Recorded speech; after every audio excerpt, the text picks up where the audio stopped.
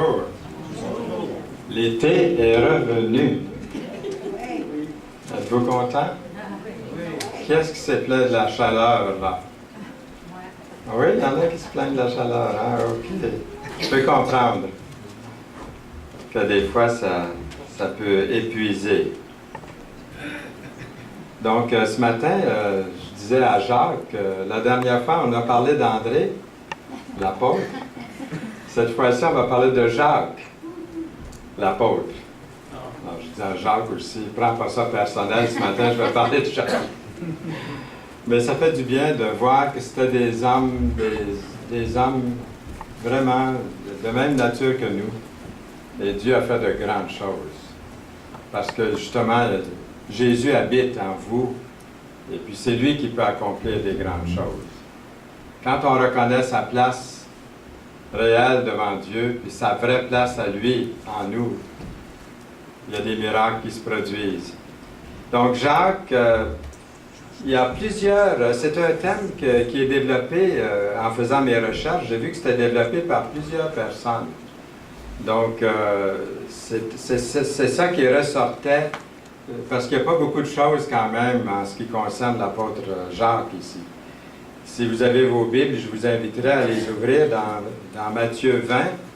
C'est là que nous retrouvons le contexte à partir du verset 20 du chapitre 20. Et on va lire ça dans quelques instants, mais pour débuter, j'aimerais mettre la référence ici à l'écran pour ceux qui aimeraient la voir. Et puis, premièrement, en ce qui concerne l'ambition, je me rappelle que quelqu'un avait dit, quand on arrive à 60 ans, je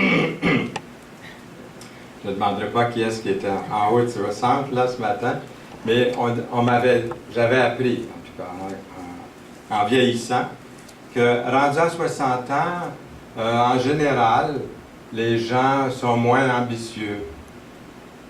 Mais j'ai fait un effort depuis l'âge de 60 ans, justement, pour ne pas perdre cette qualité que nous retrouvons ici dans cet apôtre.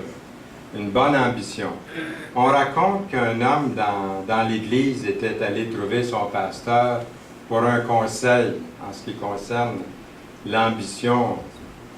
Il a fait au pasteur, il a dit au pasteur son désir de devenir plus ambitieux dans sa vie de couple, plus courageux, plus zélé à la maison. Alors le pasteur lui a remis un livre intitulé « L'homme maître chez lui ». Ça va faire amuser les dames, là, ça, ce matin, cette illustration-là. Il lui a recommandé de le lire, et puis c'est ce qu'il a fait, il l'a lu. Et puis un jour, lorsque le mari là, était rempli du livre qu'il venait de lire, là, il est arrivé à la maison, il décide d'appliquer à la lettre ce qu'il avait lu. Alors, en arrivant à la maison de son travail, il garde son auto, sa voiture, puis il rentre chez lui, puis il dit à sa femme, avec beaucoup d'assurance, « À partir de maintenant, ma femme, je veux que tu saches que je suis l'homme de la maison. Et ma parole est loi. Je veux que tu me prépares un bon repas gastronomique ce soir. Et lorsque j'aurai terminé de manger, je m'attends à un bon dessert somptueux. Puis après souper, prépare-moi un bon bain pour que je puisse me détendre. Et quand j'aurai fini avec mon bain, devine qui va m'habiller et me coiffer. » Sans hésiter, sa femme lui répond, « C'est le directeur de pompe funèbre qui va t'habiller et te coiffer. » On peut dire qu'il y avait de l'ambition, hein, de monsieur, là. L'homme avait certainement développé ça, mais d'une mauvaise façon. Hein. Il avait développé du courage aussi, puis du zèle de la mauvaise manière, pour les mauvaises raisons. Aujourd'hui, nous allons regarder un apôtre qui semble avoir eu ces qualités-là, l'ambition, le courage, puis le zèle. Pour les bonnes raisons. qui les a eues, ces qualités. Et son nom est Jacques. Et je demandais à Jacques tantôt, est-ce que tu sais ce que ton nom veut dire? Il n'était pas trop sûr.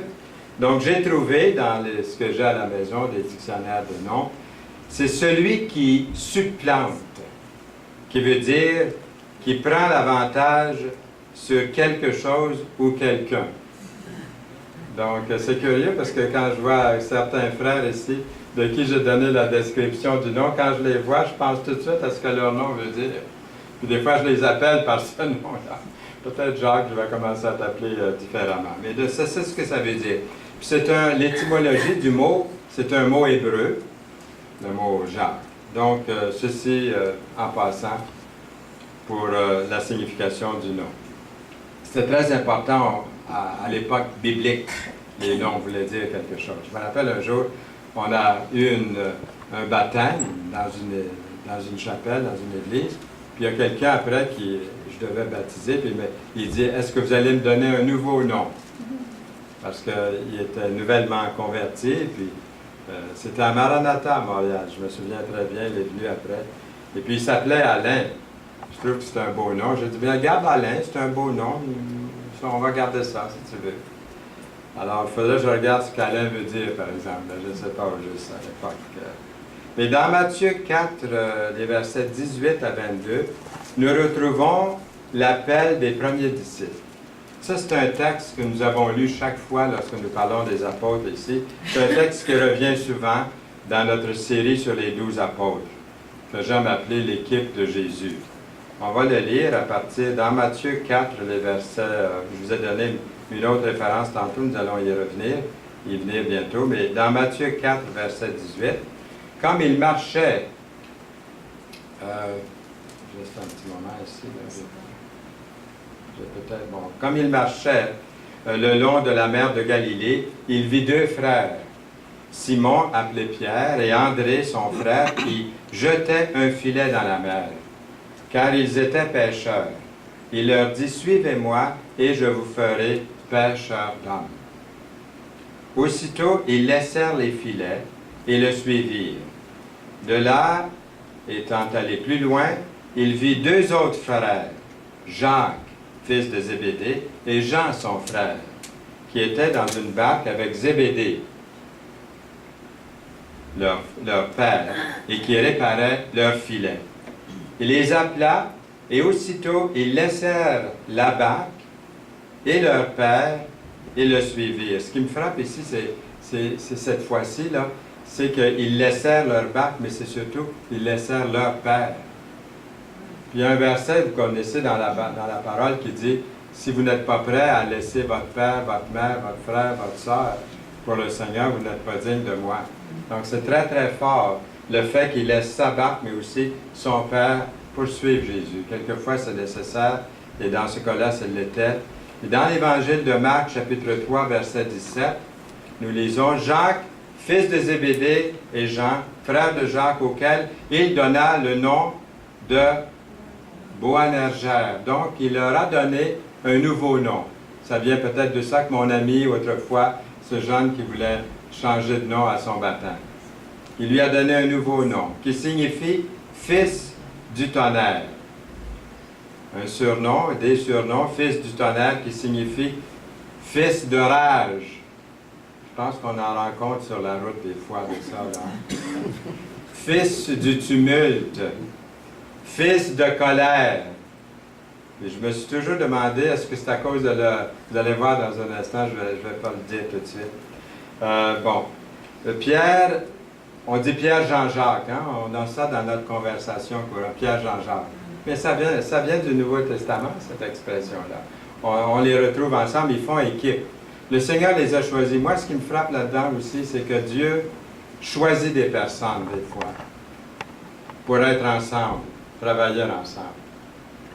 Et puis, on voit la main de Dieu. Le Seigneur vous a placé dans une équipe, je ne sais pas laquelle, dans sa volonté. Des fois, c'est le couple, ça peut être le couple. Et deux couples, ça peut être quelques personnes ensemble.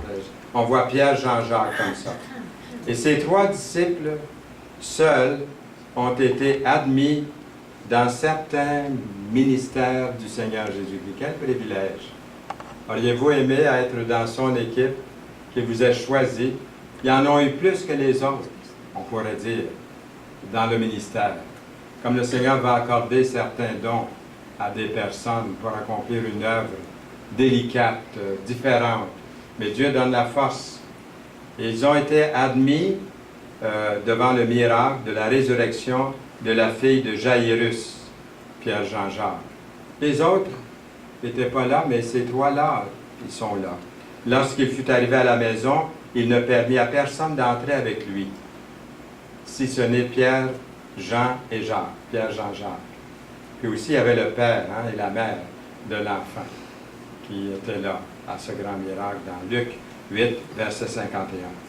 Aussi, à la transfiguration, Pierre, Jean, Jacques, Jésus prit avec lui Pierre, Jacques et Jean et les conduisit seuls à l'écart sur une haute montagne. Il fut transfiguré devant eux. Ça, c'est comme un petit coin du ciel. Moi, j'aurais aimé être Pierre, Jean, Jacques, pour être avec, pas vous, pour voir un coin du ciel pendant un instant. Il leur a montré le céleste, une place glorieuse dans la présence de Jésus. Mais il n'y a pas juste Jésus, hein? Il y a d'autres. Quand on voit sur la montagne, les trois avec Jésus ensemble, les trois composés avec Jésus, ça fait trois. Et puis souvent, je dis, quand on va rentrer dans la gloire, hier on avait un service funéraire, mais quand on va rentrer, je disais aux parents, quand on va rentrer dans la gloire, eux, ça fait partie du comité de réception. Il y a le Seigneur Jésus, bien sûr, mais il y a aussi un comité qui nous attend dans la gloire. Donc, à l'écart, sur une autre montagne, il fut transfiguré. À l'agonie, dans Gethsémani, il prit avec lui Pierre et les deux disciples, les deux fils de Zébédée. C'est Jacques et Jean. Il commença à éprouver de la tristesse et des angoisses, dans Matthieu 16, verset 37. Dieu choisit des personnes pour des tâches spéciales, puis c'est ce qu'il a fait. Il les a emmenés comme ça. Plus tard, ces trois-là ont été utiles dans le ministère. Ils ont vu Jésus à l'œuvre sur la montagne, des résurrections, et puis ils ont accompli un ministère spécial pour le Seigneur. Mais regardons la première de ces qualités de Jacques. Jacques était un gars ambitieux. Mais ce qui me fait sourire là-dedans, moi, c'est que sa mère a mis son grain de sel. Connaissez-vous des mamans comme ça? On les appelle aujourd'hui des mères poules, je pense. Mais sa mère met toutes les chances du côté de ses gars. C'est naturel. Je trouve ça merveilleux. Mais quand même, ça me fait sourire un peu. Elle parle à Jésus pour ces deux gars. On veut qu'ils soient bien placés dans Matthieu 20, les versets 20 à 23 que vous avez devant vous dans la Bible. Son nom, on pense que c'est Salomé. Elle est mentionnée dans Marc 15, 40. Elle serait la mère de Jacques et de Jean. Alors la mère des fils de Zébédée s'approcha de Jésus dans le verset 20 de Matthieu 20. Avec ses fils, elle s'approche de Jésus et se prosterna pour lui faire une demande. Il lui dit, « Que veux-tu? Ordonne, dit-elle, que mes deux fils que voici soient assis dans ton royaume, l'un à ta droite, l'autre à ta gauche. » C'est pas beau, ça? Une maman comme ça? Matthieu 20 et 21. 20 et 21 de Matthieu 20. Jacques avait de l'ambition. On peut dire qu'il y avait déjà cette ambition-là, et sa maman a parlé pour lui. Être assis dans son royaume, l'un à sa droite, l'autre à sa gauche.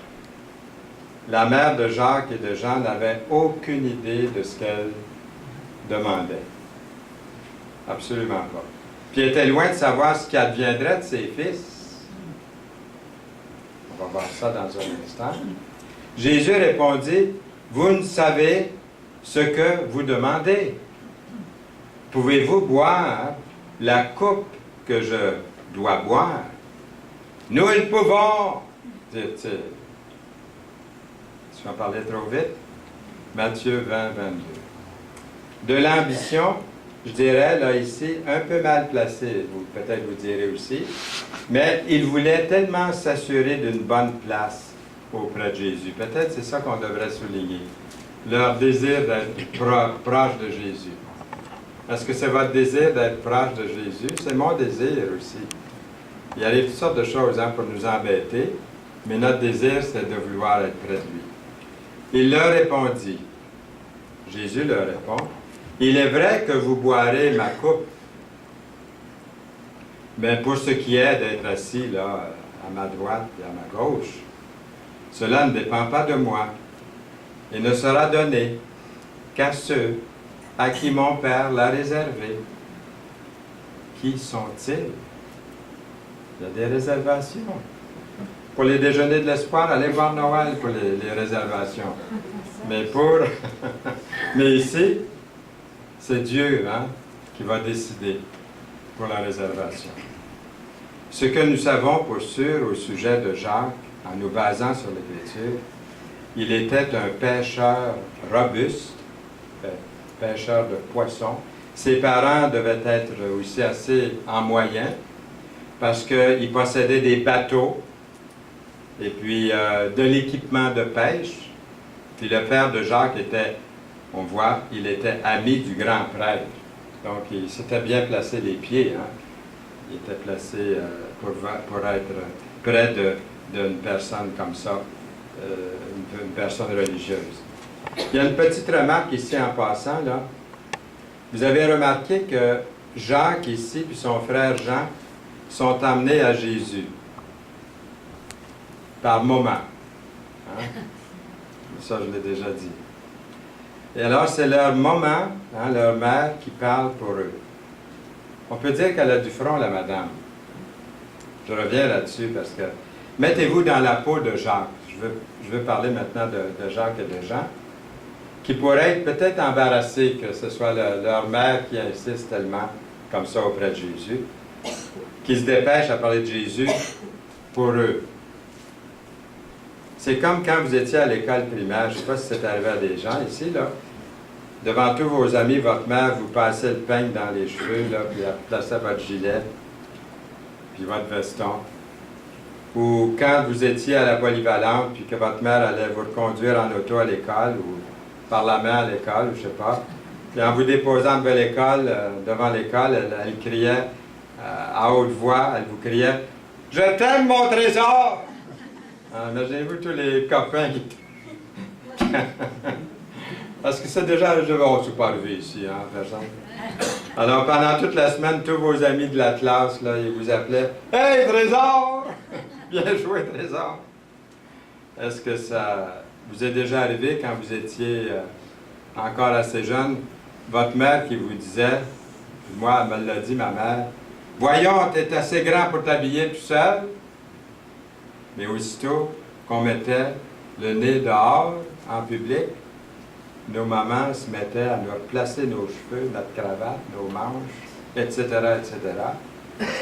Et tout face à nos amis. Pourtant, nous avait dit, « T'es assez grand pour t'habiller tout seul. » Et même quand on est rendu marié, puis on a une épouse, moi j'aime ça, que ma femme choisisse mes cravates et puis mon linge, ça continue même après. Vive les moments! Le garçon est devenu un homme, alors il n'est pas étonnant que son épouse peut-être continue à prendre soin de lui comme ça. Alors personne ne sait au juste pourquoi Jésus a appelé ses deux disciples fils du tonnerre, fils de la colère. Peut-être c'est à cause de leur moment. Je ne sais pas, en tout cas. Est-ce qu'il y aurait un rapport avec leur mère? Les deux disciples sont restés fidèles au Seigneur, puis initialement ambitieux. Ambitieux à cause de qui ils étaient. Au début, c'était comme ça. Et puis finalement, ils sont devenus ambitieux à cause de ce que Christ était pour eux. sans leur mère, sans leur père, mais ce que Christ était pour eux.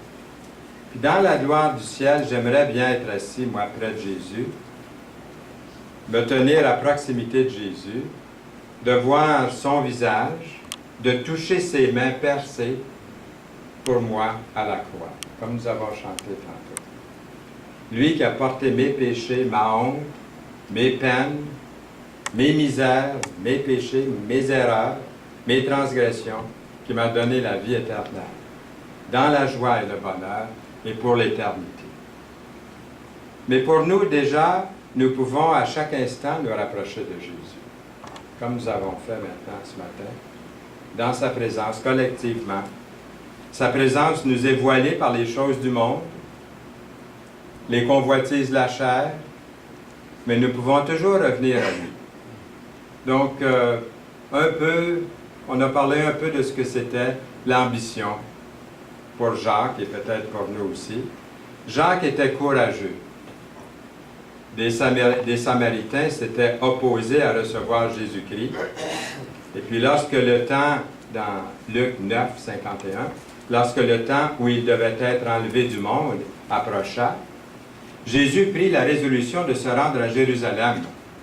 Il envoya devant lui des messagers qui se mirent en route et entrèrent dans un bourg des Samaritains pour lui préparer un logement.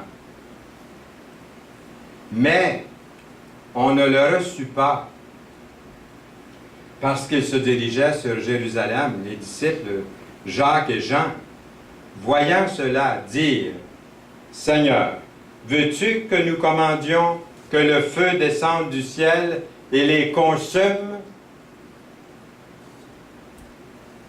Il me semble que j'aurais dit exactement ça moi aussi. Hein? Une sainte colère, là. Seigneur, donne-nous le pouvoir de faire tomber le feu. Vous aimez les explosions, hein? Je pense qu'aujourd'hui, à l'époque où on vit, aussitôt qu'on rouvre la télévision, c'est une explosion qu'on voit. Hein? Des voitures qui se frappent, puis il y a même Mégantic hein, qui a sauté en explosion. C'est terrible. Mais on vit à une époque où ça prend du feu, du fer, du sang. Et eux, ils souhaitent ça pour cette ville-là. Jésus se tourna vers eux. Il me semble que le Seigneur ne s'est pas juste tourné tranquillement. Là. Il me semble que, c'est pas écrit, là, mais il me semble se tourna vers eux, là. Wow, un instant. Un instant. Il se tourna vers eux et les réprimanda,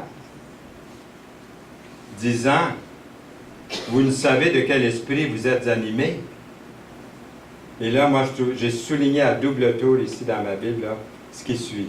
« Car le Fils de l'homme est venu non pour perdre les âmes des hommes. » Il faudrait se rentrer ça dans la tête, dans le cœur, dans l'esprit.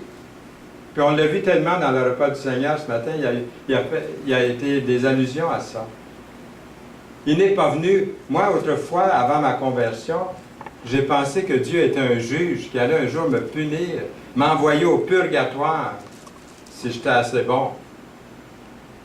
Ou peut-être en enfer si j'avais été méchant. Il n'y avait pas de chance, ce n'était pas un Dieu d'amour. Mais ici, nous voyons, l'enfer existe, le purgatoire. Non, mais l'enfer existe, il y en a qui vont y aller. Parce qu'ils ont refusé, ils ont négligé de mettre leur vie en règle avec tant d'amour que Dieu nous a déployé en donnant son Fils pour nous.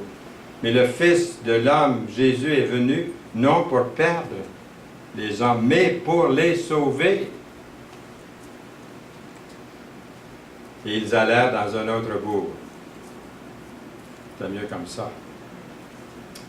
Même si Jacques vit une certaine confusion par rapport au royaume de Dieu et son rang dans ce royaume-là, avez-vous déjà, je vais illustrer, avez-vous déjà entendu parler de cette légende en Inde?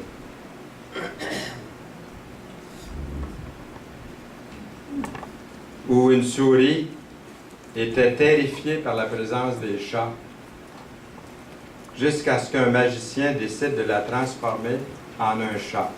C'est une légende, hein, en Inde. Ce qui a résolu sa peur, jusqu'à ce qu'elle rencontre un chien. De sorte que le magicien les transformer en chiens. La souris tournée en chat puis en chien était contente. Jusqu'à ce qu'elle rencontre un lion. Encore une fois, le magicien la change en ce qu'elle craignait. Mais à la fin, le lion est venu se plaindre qu'il avait rencontré un chasseur. Le magicien, avec un dernier tour de magie, la fait revenir en souris. Le magicien a expliqué, « Je vous ai fait en souris à nouveau, car même si vous étiez dans un corps de lion, vous possédiez toujours seulement le cœur d'une souris. » Avez-vous un cœur de lion ou un cœur de souris? Nous lisons dans Proverbe 28:1, « Le méchant prend la fuite sans qu'on le poursuive. » Et surtout, ce qui suit, le juste a de l'assurance, comme un jeune lion. Dans la Bible, vous avez vu ceux et celles qui sont nés de nouveau, c'est-à-dire ceux et celles qui se sont reconnus pécheurs et perdus, et qui ont reconnu que Jésus-Christ est leur seul sauveur, sont sauvés, sont appelés justes devant Dieu. C'est eux les justes. Le juste a de l'assurance. Et notre frère, justement, tantôt, dans la remarque qu'il faisait, de la lecture qu'il a faite, il parlait de cette assurance que nous avons, une assurance éternelle de salut en Jésus-Christ. Le juste a de l'assurance, pas basée sur ce qu'il accomplit, mais c'est ce que Jésus a accompli pour lui. Donc c'est ça, ce verset, c'est fameux. Dans la Bible, c'est ça que la Bible nous dit. Puis il y a ce verset ici, l'Esprit que Dieu nous a donné ne nous rend pas timides, au contraire, son Esprit nous remplit de force, d'amour et de sagesse. 2 Timothée 1:7. Nous n'avons pas à craindre l'esprit du monde. Jésus-Christ a établi l'Église dans ce monde, justement. L'Assemblée locale doit être une réplique de ce que nous pouvons faire ensemble, louer Dieu comme nous avons fait ce matin. Et même, il y a loué... Moi, j'ai été conduit dans une église, une assemblée, lorsque j'étais jeune, qui était assez conservatrice. Et puis, on dirait qu'on se retenait tellement quand c'était le temps de louer Dieu.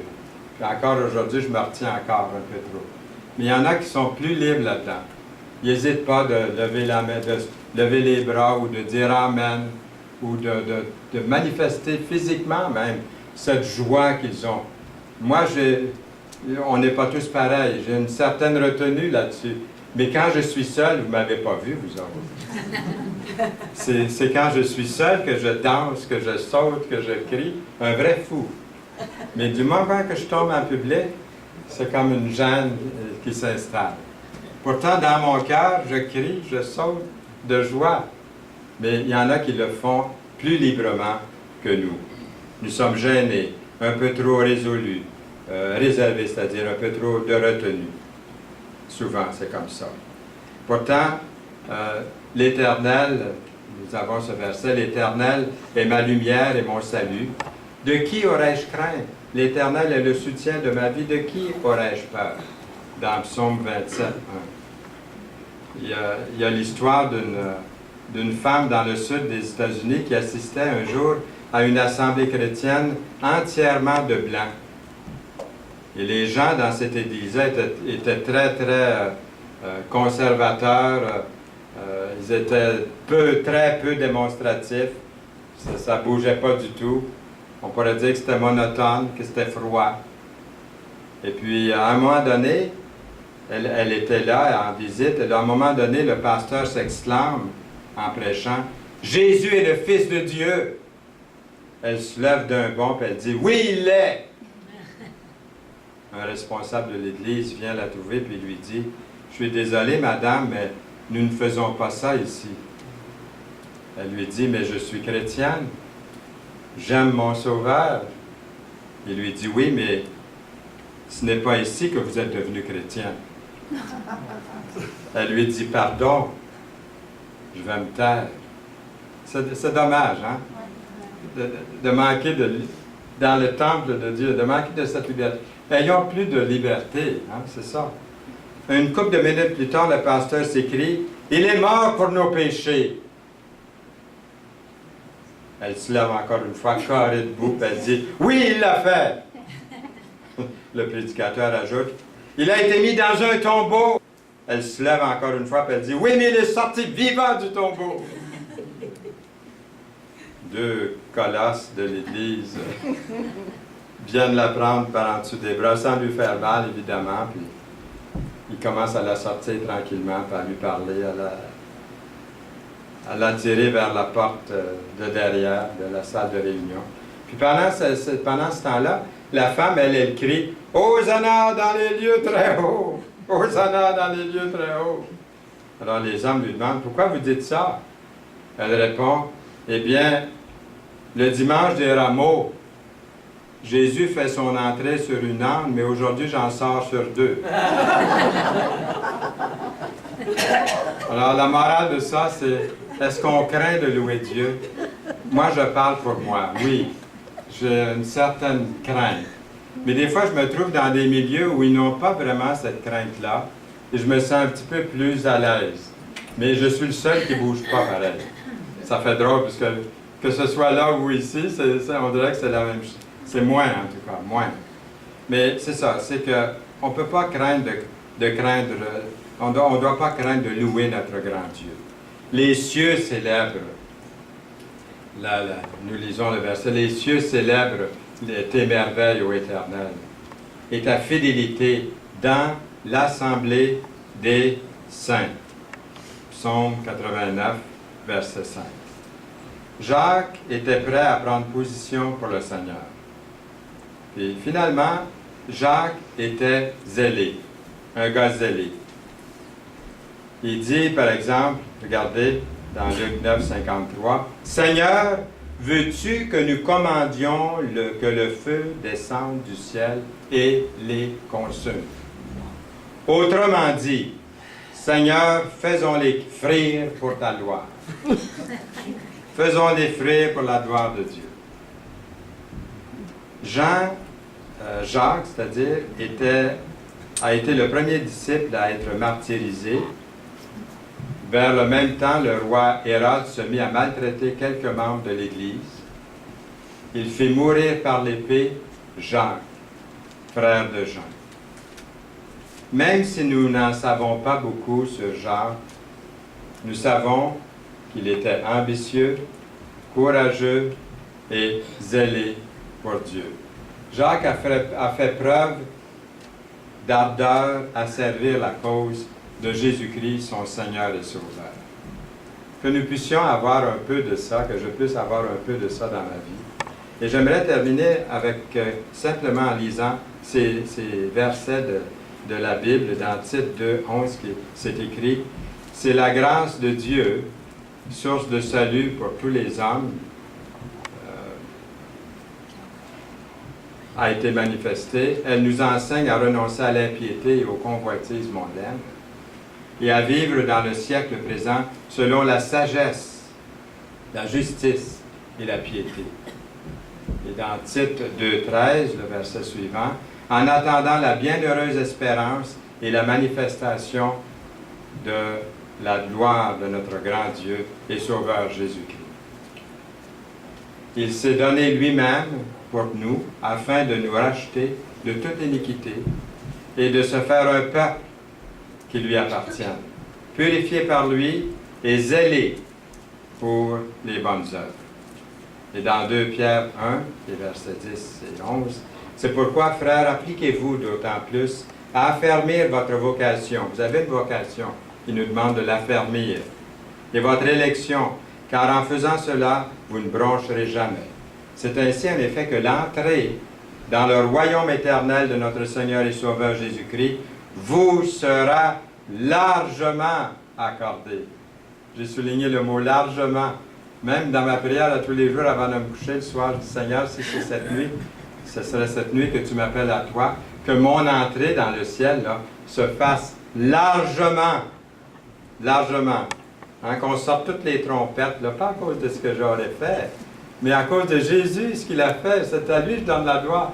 Que ce soit large, que ce soit bruyant, que ce soit vraiment dans tous les sens, la joie parfaite. C'est pourquoi, mes bien-aimés, en entendant ces choses, appliquez-vous à être trouvés par lui, sans tache et irréprochable, dans la paix. 2 Pierre 3,14. Amen, et Amen. Seigneur, merci pour ta parole. Merci pour l'encouragement que nous recevons avec ce disciple, cet apôtre qui a démontré ses grandes qualités pour toi, que nous puissions aussi les appliquer chaque jour, à partir d'aujourd'hui, chaque jour, dans notre vie chrétienne. Marcher fidèlement pour toi, c'est notre désir. Merci de nous habiter, de nous conduire par ton esprit, de nous précéder dans cette marche. Au nom précieux de Jésus.